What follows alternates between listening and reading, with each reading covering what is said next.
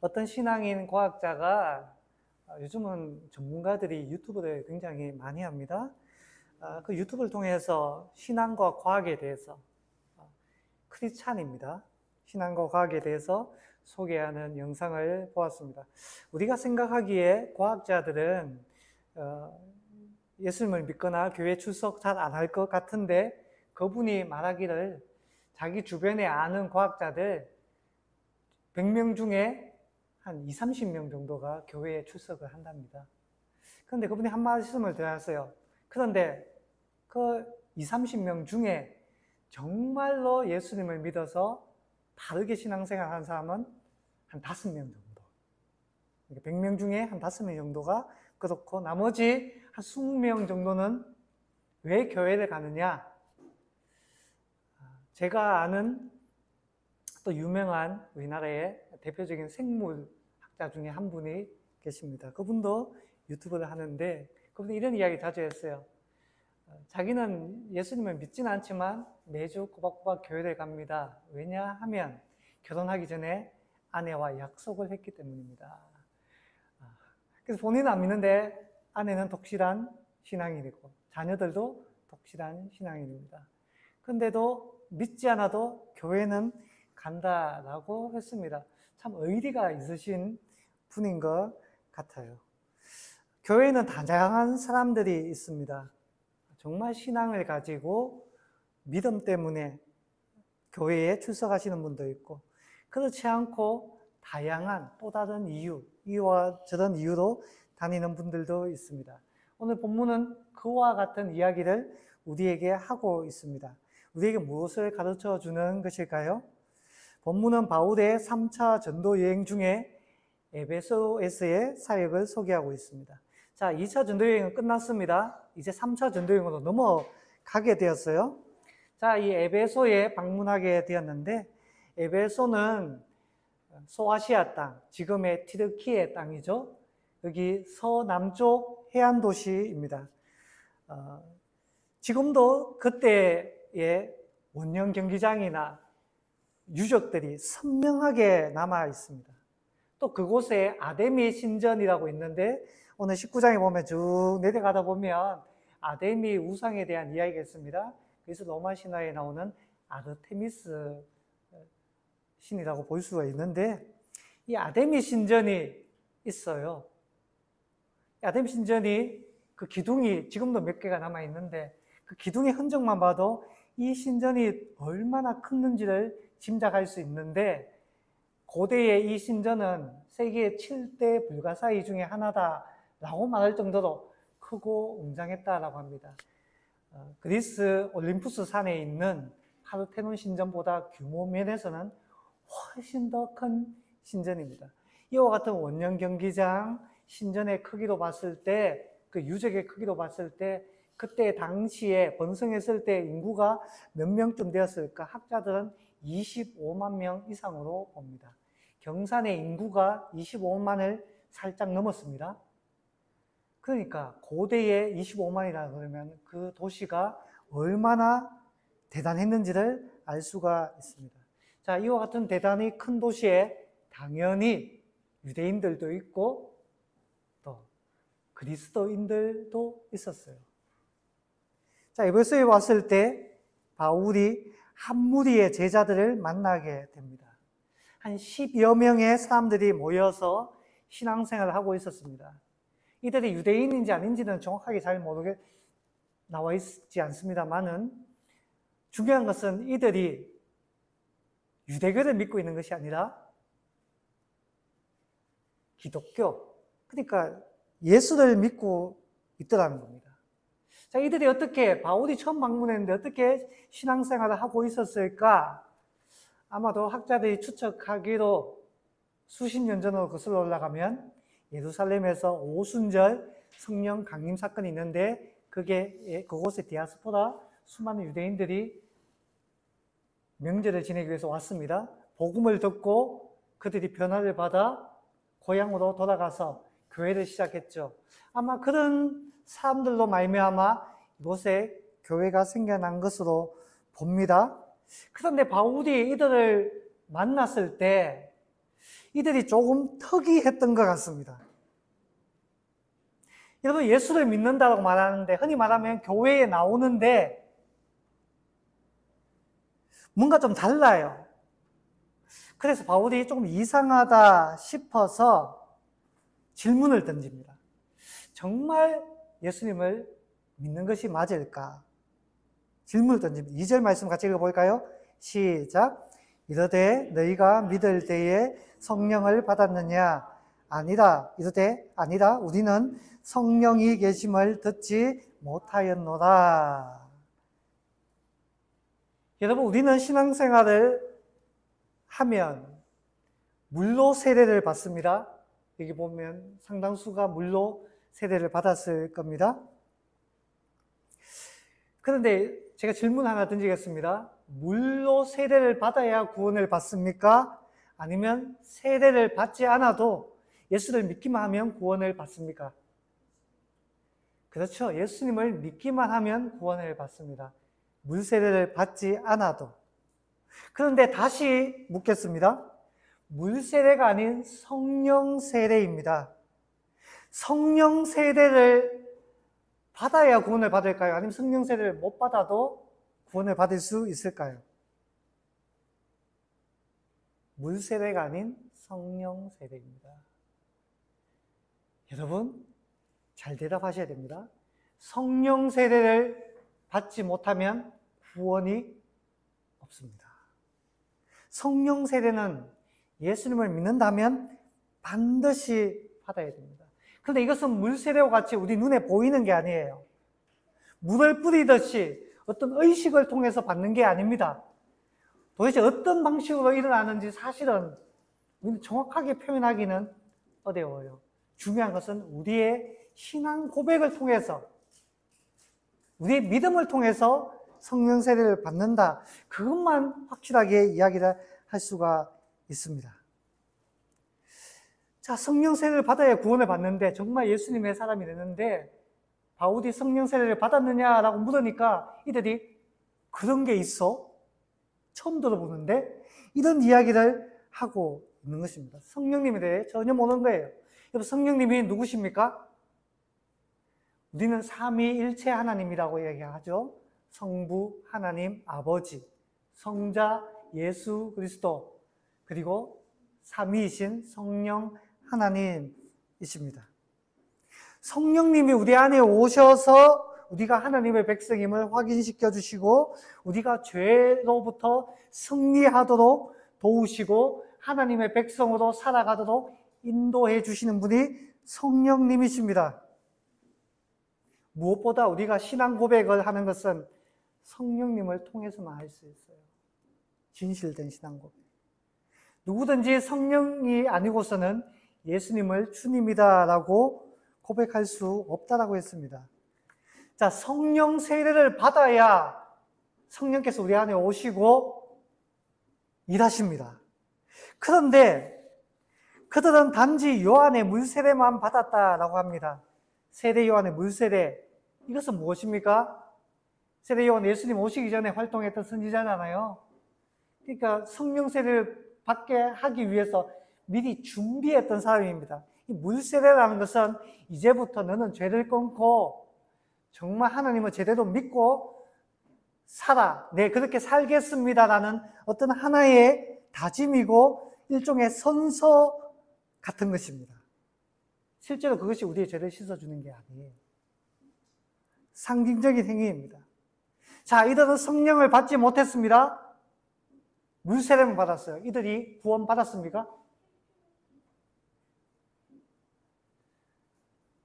저는 단정적으로 말하지 않겠습니다. 단정적으로 말하지 않겠습니다. 이미 신앙생활 하고 있다는 거 봤을 때 하나님께서 선택하신 사람들인 것 같아요. 인 것 같은데 근데 성령님을 몰라. 분명한 것은 성령 세례를 받아야만 구원을 받습니다. 그렇다면 성령 세례란 무엇인가? 이게 대단히 중요합니다. 성령 세례가 있고 성령 충만이 있습니다. 좀 어렵죠? 과거에는 이걸 혼동했는 경우들이 있어요. 보면 여기 이제 조금 낯설 수 있는데 저희는 뭐 그런 데도 가봤기 때문에 이제 방언이 터지고 병고침의 현상들이 일어나는 그런 곳이 있어요. 그리고 또 영적 체험을 하는 그런 경우들이 있습니다. 한때는 어떤 사람들은 이게 바로 성령 세례다라고 이야기를 한 경우가 있습니다. 근데 그게 그렇지 않습니다. 그런 경우는 예수를 믿고 난 다음에 성령 세례를 받고 난 다음에 일어나는 성령 충만의 역사지 성령 세례는 달라요. 성령 세례는 무엇인가 하면 어떻게 일어나는지 아무도 모릅니다. 아무도 몰라요. 단지 우리 마음에 진실된 주님을 믿는 마음이 있으면 그것은 우리가 알아차리는 방법으로 오실 수도 있고 알아차리지 못하는 방법으로 오실 수도 있습니다. 분명한 것은 성령께서 우리 안에 오셔서 우리와 함께하는 것, 그것을 성령 세례라고 이야기를 합니다. 자, 이들은 이거에 대해서 잘 모르는 거예요. 그렇다면 여기에 나오는 이런 사람들은 왜 성령 세례를 전혀 몰랐을까? 그에 대해서 추측해 보자면 첫 번째, 이런 것 같습니다. 반쪽 지식으로 신앙생활을 하는 사람으로 보입니다. 성령에 대해 듣지도 못했다고 했습니다.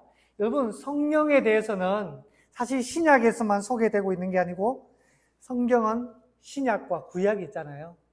구약에서도 여러 차례 성령에 대해서 말씀하시면 성령이 오실 것이다. 에스겔서에도 예언되어 있고 요엘서에도 예언되어 있고, 그런데 이 성령님을 모르고 어떻게 제자라고 할 수 있습니까? 여러분, 신앙생활 하는 사람들 중에 잘못된 지식을 가지고 신앙생활을 하는 사람들이 있습니다.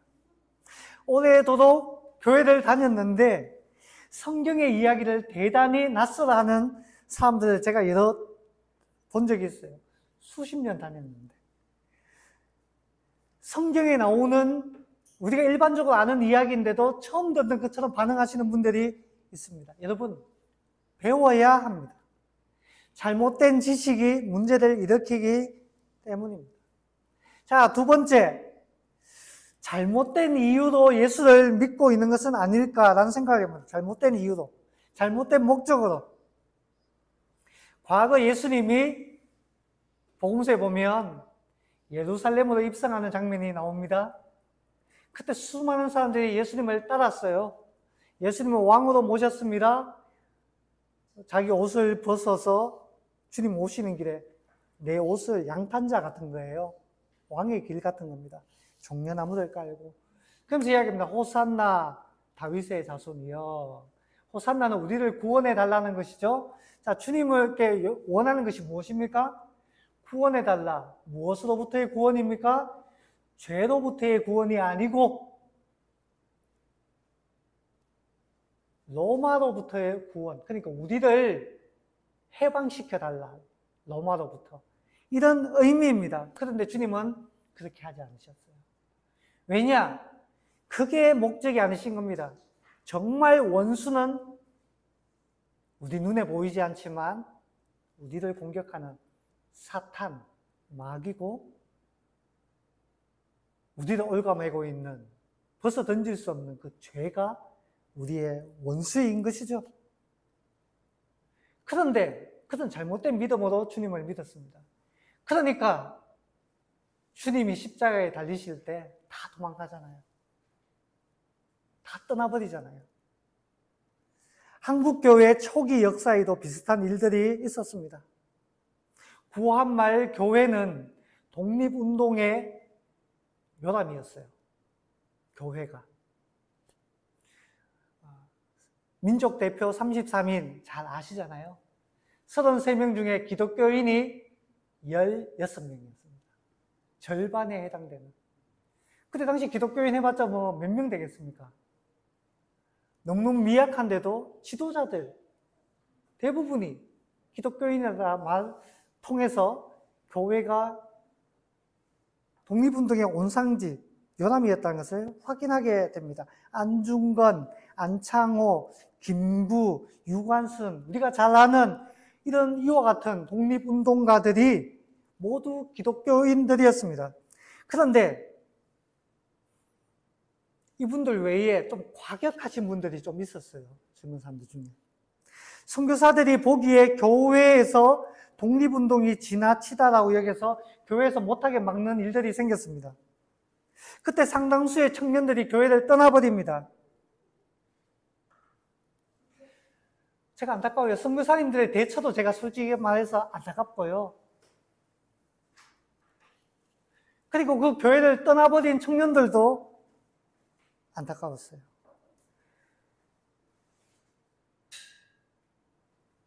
독립운동 하는 것도 좋고 다 좋은데 저는 100% 지지합니다. 그런데 예수님을 제쳐두고 하나님을 제쳐두고 내 목적이 우선이 되면 안 된다는 거예요. 그러면 안 되는 것입니다. 우리는 나를 위해서 내 이익을 위해서 신앙생활을 하는 경우들이 있는 것 같아요. 심지어 믿음이 있다라고 말하는 사람들 중에 그 중에 하나가 기복주의 신앙이라고 이야기합니다. 기복주의. 내게 이익이 되는 것, 내게 덕이 되는 것, 하나님 내게 복을 주시고 내게 덕이 되면 하나님을 믿고 내가 원하는 것을 안 주시네? 별로 덕이 안 되네? 남는 게 없네? 그러면 주님을 버리는 것, 그게 기복주의 신앙입니다. 잘못된 신앙관이죠. 저는 이 에베소의 성도들이 성령님을 전혀 몰랐다라고 이야기합니다. 분명히 신앙생활을 하고 있어요. 이유가 무엇이었는지 확실하게 알 수는 없지만 에베소의 성도들은 어쨌든 무언가 예수님을 잘못 믿고 있었습니다. 그래서 바울이 하나하나 가르쳐 줍니다. 예수님이 누구이신지. 이게 중요한 거 아니겠습니까? 우리가 정말 교회 나오면 신앙생활 하면 예수님이 어떤 분이신지, 예수님이 우리를 위해서 무엇을 하셨는지, 그리고 앞으로 우리를 위해 무엇을 하실 것인지 그걸 알아야 되잖아요. 자, 예수님에 대해서 바르게 배우고 나서 바르게 신앙 고백을 하니까, 세례를 받으니까 성령께서 임하셨습니다. 성령 세례입니다. 그런데 여기에서 성령 세례를 받을 때 일어난 현상입니다. 자, 어떤 현상이 일어나죠? 6절에 보니까 방언도 하고 예언도 했다라고 나옵니다. 자, 성령 세례를 받을 때 방언과 예언을 하게 되느냐? 여러분 보시기에, 제가 보시기에 제가 예수님을 믿고 있는 것 같습니까? 안 믿는 것 같습니까? 믿고 계시. 네, 그래서 감사합니다. 저희 가족들은 다 입을 꾹 다물고 저 분명히 예수님 믿습니다. 그런데 솔직하게 이야기하면 저는 방언을 못합니다. 제 아내는 방언을 2종류나 해요. 최근에 하나 더 받았다 하니까 3종류나 합니다. 그런데 저는 방언을 할 줄 모릅니다. 아니, 성령 세례가 받을 때 방언한다미 성경에. 근데 저는 방언을 못해요. 성령 세례 안 받은 거 아니야? 예수를 잘못 믿고 있는 건 아니야? 그렇지 않습니다. 예수를 믿을 때, 성령 세례가 일어날 때, 임할 때, 이 방언이라는 현상이 일어난 것은 항상 일어났던 것은 아니에요.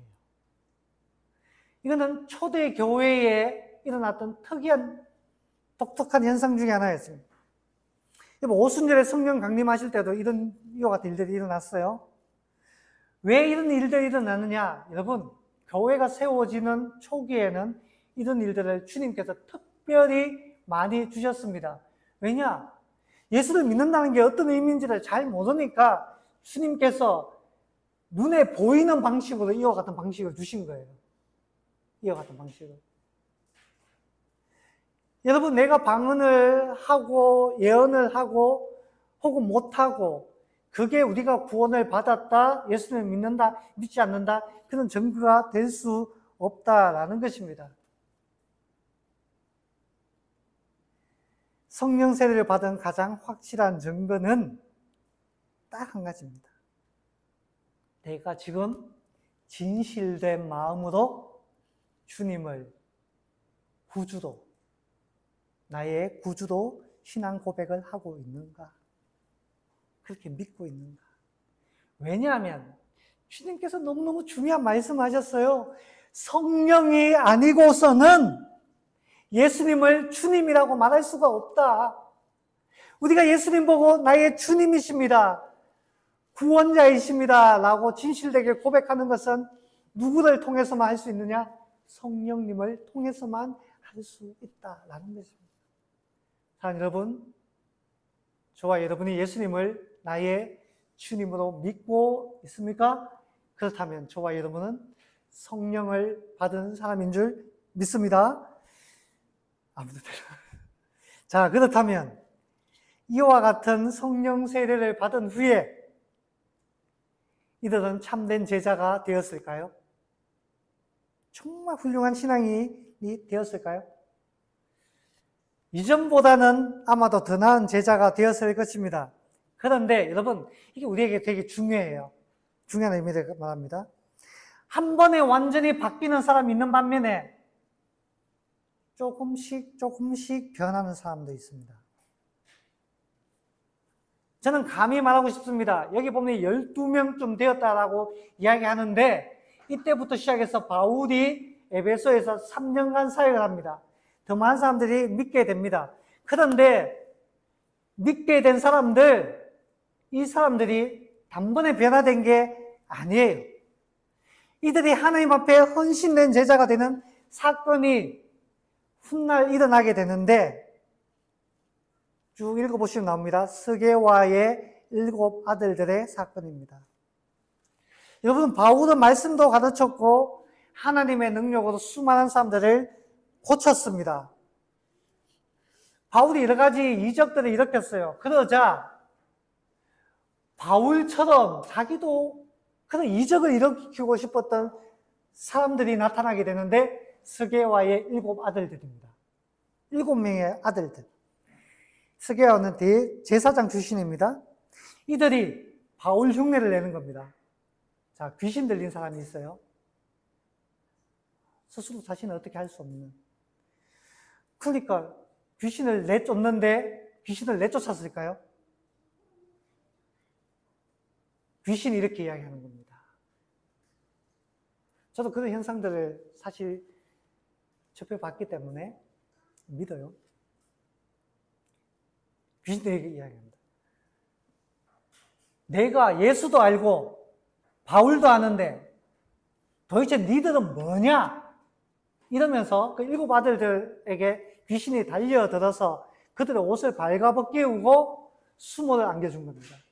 이들이 발가벗긴 채로 깜짝 놀라서 도망치게 됩니다. 여러분, 이 사건이 에베소에 큰 충격을 가져옵니다. 너무너무 충격받아요. 누가 충격받았느냐? 예수 믿는 사람들이 충격을 받아요. 자, 18절 말씀을 같이 한번 읽어볼까요? 18절 시작. 믿는 사람들이 많이 와서 자복하여 행한 일을 알리며 19절입니다. 또 마술 행하던 많은 사람이 그 책을 모아가지고 와서 모든 사람 앞에서 불사르니 그 책값을 계산한 적 은 5만이나 되더라. 아멘. 자, 왜 일어난 이 사건이 사람들에게 두려움을 안겨줬어요? 예수 믿는 사람들조차도. 자복하는 겁니다. 자신의 잘못을 회개하는 겁니다. 그리고는 19절 말씀처럼 자신의 집에 숨겨두었던 마술책을 꺼내 불살라버립니다. 그 양을 보니까 은 5만이라고 나옵니다. 은 5만. 5만 드라크마인데 한 드라크마가 노동자 하루 품삯입니다. 지금 약 15만 원으로 계산하면 은 5만 드라크마는 약 75억 정도 되는 금액입니다. 자, 얼마나 많은 마술책들이 이 에베소의 사람들과 심지어 예수를 믿는 사람들의 집안에도 이 마술책들이 있었다라는 겁니다. 에베소 사람들의 특징이에요. 집안에 마술책 하나 정도는 있을 정도로. 우상 같은 겁니다. 우리나라에도 과거에는 집집마다 신주단지라는 게 있었어요. 신주단지. 제가 예수님을 믿는다라고 말한 분 신방을 가본 적이 있는데 신주단지가 있으시더라고요. 저기 안방에 장롱 위에 단지에다가 이게 우리 집을 지켜줄 것이다 라고 믿는 겁니다. 그리고 부적들도 있어요. 부끄러운 이야기만 저희 집에도 부적이 있었어요. 시골집에. 바로 옆에 절이 있어가지고 우리 어머니 아버지 옛날에 절에 가서 부적 받아가지고 집에 부적. 제가 예수 믿고 났는데 그거 찢어버렸습니다. 쫓겨날 뻔했는데 찢어버렸어요. 안방 다 문지방 위에 제가 찢어버렸습니다. 여러분 오늘 본문에 보니까 예수를 믿는 사람들도 마술책을 가지고 있는 거예요. 그런데 서게와의 7 사건을 통해 깨닫게 된 것입니다. 귀신들도 예수님을 만나는 겁니다. 가짜 신앙, 예수님을 마치 마술책처럼 도구로 여기는 일은 사탄을 제압하기보다 오히려 귀신들로부터 공격을 받는다는 것을 깨달은 겁니다.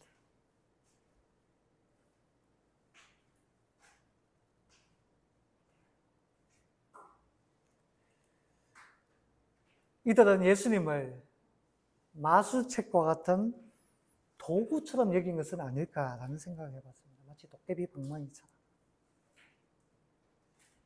그래서 그들은 회개하면서 집에 꼭 숨겨놨던 의지했던 마술책을 꺼내어 불태워 버린 것입니다.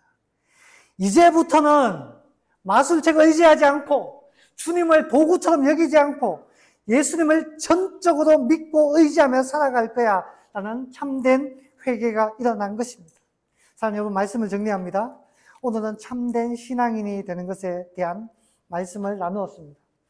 먼저 우리는 예수님을 바르게 알아야 됩니다. 주님을 알려면 말씀을 배워야 합니다. 두 번째, 주님을 전적으로 의지해야 합니다. 그러기 위해서는 우리가 의지했던 것, 그런 우상과 같은 것들을 버려야 돼요. 태워야 됩니다. 여러분, 우상을 꼭 쥔 채로 주님을 따를 수는 없는 것입니다.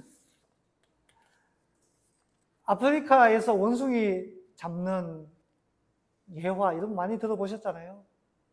원숭이가 다니는 길목에 원숭이가 좋아하는 나무 열매를 가득 넣은 항아리를 둡니다. 근데 그 항아리의 특징이 있어요. 입구가 좁아요. 그리고 미쳐 넓습니다. 자, 거기에 원숭이가 주머니 빈손은 들어가는데 그 안에 있는 나무 열매를 움켜쥐면 손이 나오지가 않는 거예요. 원숭이가 살려면 그 나무 열매를 놓아야 되는데 그래야 살 수 있는데 못 놓는 겁니다. 못 버리는 거예요. 그러다 보니까 사냥꾼에게 포획되는 겁니다. 여러분, 우상이 이와 같아요. 우상과 주님을 함께 섬길 수는 없습니다. 우상을 놓아야 정말 주님을 붙잡을 수 있는 것입니다. 여러분, 우리는 주님을 얼마나 알고 얼마나 의지하고 있습니까? 주님을 더 알고 더 의지해서 주님 기뻐하시는 제자가 되는 저와 여러분 될 수 있기를 주님의 이름으로 간절히 소망합니다.